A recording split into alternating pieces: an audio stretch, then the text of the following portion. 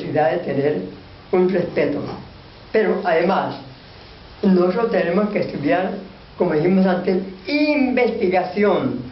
La investigación, es decir, antes de criticar, porque hay muchas personas que se lanzan en una crítica tremenda y dicen tal cosa. No, primero tiene que usted, antes de lanzar una crítica con un libro, tiene que leer el contenido, analizarlo, verlo, profundizarlo, para ver si en verdad ese conocimiento es importante que le sirve a uno para su preparación.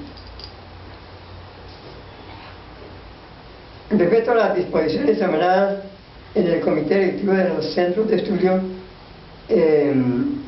esta trinidad del cuaternario, 3 principios y 4 fundamentos, que comprende la base o columna del nacimiento de una noble y milenaria institución de la ciudad de Caracas. Bueno, en este punto es importante considerar que nosotros tenemos que tener, como dije antes, claro, respeto, como lo dice aquí, pero tenemos que saber de dónde provienen las enseñanzas. ¿Qué es lo que dice cuando el maestro venía de oriente a occidente? Traía un conocimiento, traía la sabiduría del oriente con el conocimiento del occidente. Uno tiene que pensar en este punto: la sabiduría del oriente y el conocimiento del occidente. Entonces, unía estos dos valores para presentar su enseñanza. Entonces, en sus obras hay cantidad de enseñanzas importantes que, como hemos pensado de estudiar en los centros de estudios, además de temas más profundos, los propósitos psicológicos. ¿A qué nivel están los propósitos psicológicos? Porque los grandes mensajes, hay muchos temas que son más comprensibles, esotéricos, y tienen otro nivel, pero los propósitos psicológicos, para estudiar, como decimos, el simbolismo astral, que trata de la cosmología, de la astrología, hay que tener conocimientos de cosmología, leer otros libritos para uno entrar a comprender y entender bien este tema. Como dijimos antes, por ejemplo, una de civilización espiritual es un tema que habla del budismo. Entonces es interesantísimo estudiar ahí, y las claves que encontramos ahí, cómo nos explica en el budismo lo que es un arhat, lo que es un satarhat. Explica ahí que es el grado de la compasión. Entonces, empezar a estudiar cositas así muy importantes que se encuentran en los propósitos psicológicos, una investigación de estas obras, que ya los propósitos psicológicos no serían para un nivel un poquito superior al centro de estudios, que empezaría un nivel A, entonces para pasar a un nivel B y luego un nivel C. Entonces, quien organiza, quien dirige el centro de estudios, tiene que ver qué personas asisten y qué conocimiento tienen para empezarlas a estudiar, para no desviarlas o, como dicen, desorientarlas, que vienen y entonces que quedan más desorientadas, que se aprenden enseñanzas muy avanzadas y entonces quedan más desorientadas. Y además que si el director del centro de estudios no tiene el suficiente conocimiento de las obras, de manejar las obras, entonces se meten en temas muy profundos, muy escarpados, y entonces no puede explicar. Tiene que entrar con temas muy sencillos a personas que recién llegan a los centros de estudio. Funciones y deberes del comité directivo del centro de estudios.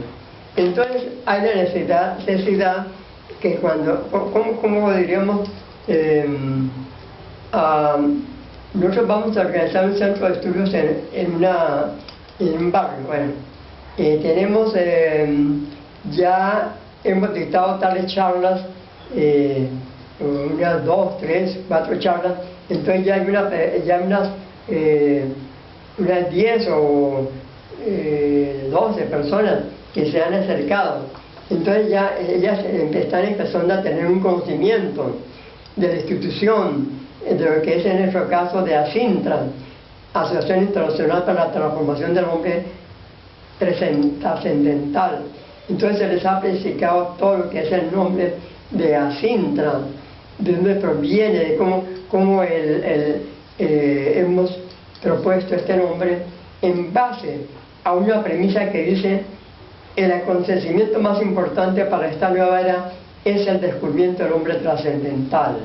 Entonces, bueno, señores, esto es así, bueno, de la nueva era, hay que explicar la nueva era, hay que explicar lo que es la precesión equinoccial, tener un pizarrón para dibujar el zodiaco, explicar dónde viene, dónde está Acuarios, de ahí donde empieza la nueva era, hacer un grado de Acuarios. Entonces, todo eso hay que explicarlo objetivamente. Esta es la diferencia de que decimos desde el punto de vista, decimos hace un momento, que hay una enseñanza que es oral, que se puede aprender oralmente, pero que si tenemos aquí un pizarrón, entonces hacemos un símbolo, por ejemplo, queremos estudiar, hacer entender lo que es el INRI. El INRI, muchas veces nosotros llegamos a la institución católica y se nos habla del INRI, pero no, que estaba ya en la cruz de Jesús arriba y ahí quedó, ahí nadie explicó nada de lo que es el INRI. Y entonces tenemos en los grandes mensajes del maestro Serrano Ferrer y en el Yuyu-Gayofismo 2 explicaciones profundas, importantísimas de lo que representan el INRI. Cada palabra tiene una significación. Entonces, eso es una pregunta que podría una persona hacer, ¿no? Que llegue al centro de estudios: señor, usted quiero que nos explique lo que es el INRI, que no entendemos. Nosotros hemos oído de hablar del INRI, pero no hemos entendido nada. Entonces hay necesidad de tomar estas 2 obras y entonces hacer un esquema, poner en pizarrón INRI y luego explicar palabra por palabra, que el maestro la explica, la da, y entonces hacer la explicación esotérica y, si es posible, tratar de argumentarla con otros términos más sencillos tal vez, y entonces explicar lo que es el INRI. Entonces, esos son temas que preguntas que pueden, bueno, yo llegué una vez a una concharla por allá, estaba dictando en Puerto La Cruz, y entonces un estudiante como de 12 años me dice: ¿qué es la teoría de la relatividad? ¿Qué es la teoría de la relatividad? Entonces yo me quedé frío, porque yo ni siquiera me había detenido en lo que explica el maestro de Roland Ferrer en el Yuyu-Gayofismo. Explica acerca de la teoría de la relatividad. Entonces, pues yo ni siquiera pude, en ese momento dije, no recuerdo qué le diría al estudiante, que después se le contestaba, no sé qué, bueno, no sé qué le diría. Bueno, pero entonces, claro, no tenemos derecho a saber todas las cosas, pero sí hay temas centrales que uno tiene que saber, y está ahí en el Yuyu-Gayofismo todo un planteamiento de lo que es la teoría de la relatividad. Entonces, por ejemplo, había una palabra que el continuum. Entonces, ¿qué es el continuum? Y entonces resulta que yo no sabía lo que era el continuum, porque es decir, es un término de la física.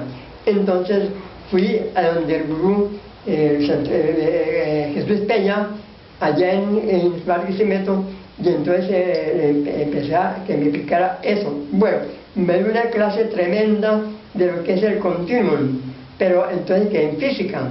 Y entonces, porque él sabe mucha física, sabe mucha electrónica, entonces él, en la parte científica, él es bien preparado, claro. Él muchas veces claro, no, pues, las conferencias no puede ponerse a hablar de temas así muy profundos porque la gente no sabe. Algunas personas sí saben.